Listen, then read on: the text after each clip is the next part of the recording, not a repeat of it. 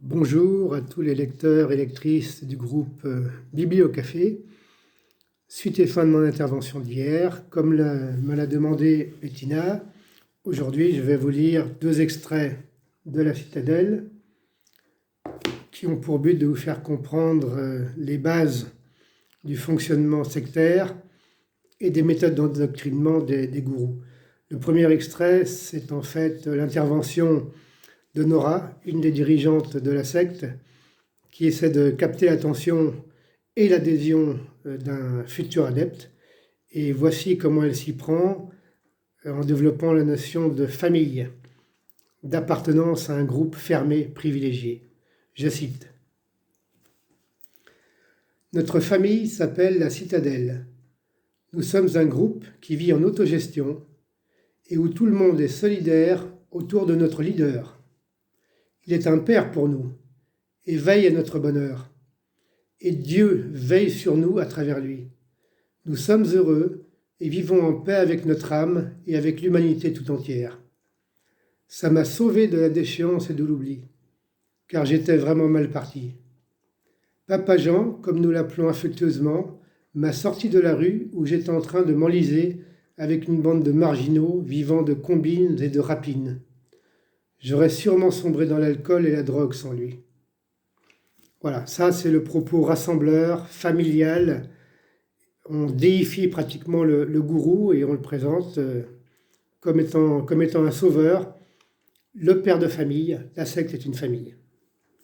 Des méthodes tout à fait classiques. L'autre élément développé, c'est l'usage aux drogues, qui est une forme de formatage des adeptes.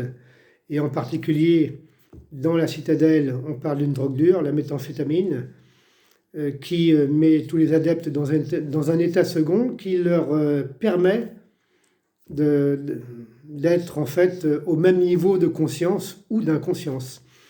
Alors le fameux adepte, voilà ses impressions lorsqu'il prend cette drogue lors d'un premier rituel. Je cite. Marx dit qu'après tout, si tout le monde en prend, il n'y a pas de raison de ne pas en faire autant. Il met la petite étoile sur la langue et celle-ci fond en effervescence qui lui rappelle des bonbons de son enfance.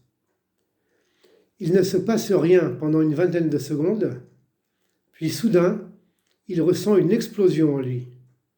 Une onde de chaleur se répand depuis le ventre et lui parcourt tout le corps, des pieds à la tête. Sa vue se trouble quelques instants et il a l'impression de décoller littéralement de terre. Cette sensation de légèreté s'accompagne bizarrement d'un sentiment de puissance et de force.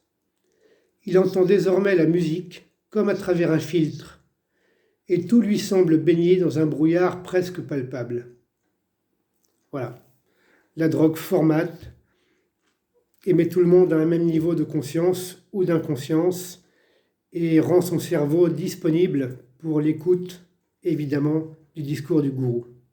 Là aussi, des techniques tout à fait éprouvées de méthodes sectaires. Merci et à très bientôt.